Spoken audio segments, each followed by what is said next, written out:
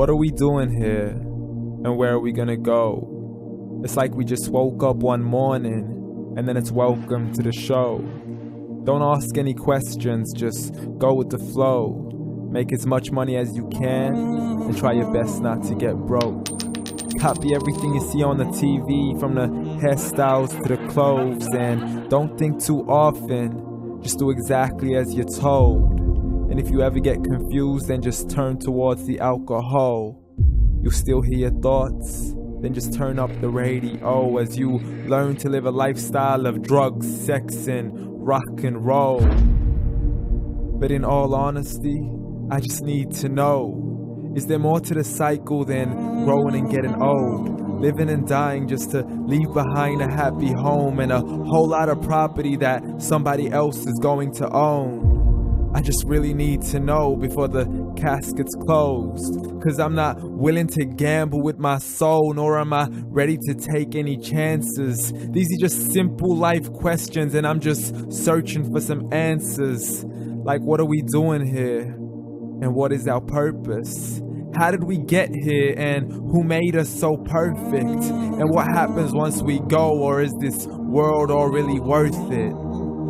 Questions we don't answer because apparently we don't really have to. There's no purpose to this life and our existence is merely natural. Then in that case, please let me ask you, did you create yourself, or was it somebody else who had fashioned you? 'Cause you're a being that's impeccable, faultless and unparalleled. You're a product of supreme intelligence, and I'm merely being rational.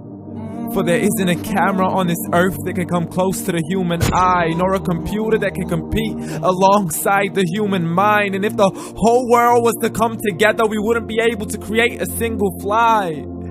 So many signs, yet we still deny. As science tries to justify that all this could come from none, when it's a simple sum. 0 plus 0 plus 0 cannot possibly ever give you 1. So from where did all this order come? For everything has its origins, a maker, a creator of its own. I mean, the only reason you're watching this video is because somebody had to press upload. So we can believe in the Big Bang, but I'd rather believe in He who caused it to explode.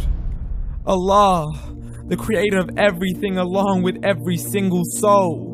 The ever-living, the master, the only one who is in control. Unlike his creation, beyond our imagination. And no, he's not a man, nor does he have any partners in association. He's on his own. And no, he did not ever leave us alone. Just like every manufacturer, he left us with an instruction manual. The Quran and Islam, and I'm sorry to jump to conclusions, but it's the only one possible. The only definition of God is the one and only supreme being. It's logical, a book with 0 contradictions, with miracles that are both scientific and historical, all revealed over 1400 years ago. Like the detailed description of the human embryo. The descriptions of the human embryo in the Quran cannot be based on scientific knowledge in the 7th century. To the mountains as pegs holding firm the earth below, and the 2 seas that don't mix in a complete separate flow. To the planets in orbit, alternating night and day as they stay in flow. The expansion of the universe and the creation of everything from H2O. To the stories of the past and the preservation of Pharaoh. To identifying the lowest point in the land where Persia defeated Rome. The gushing fluid that created man in the glands between the ribs and the backbone. And not a word has changed, it's still the same. So please explain how all this was known over 1400 years ago. To a man who couldn't read or write, as he would recite whatever the angels spoke. And if you still don't believe, please try to come up with something that's even close. But you can't, so we took God as a mockery and his messengers as a joke. Muhammad could not read or write.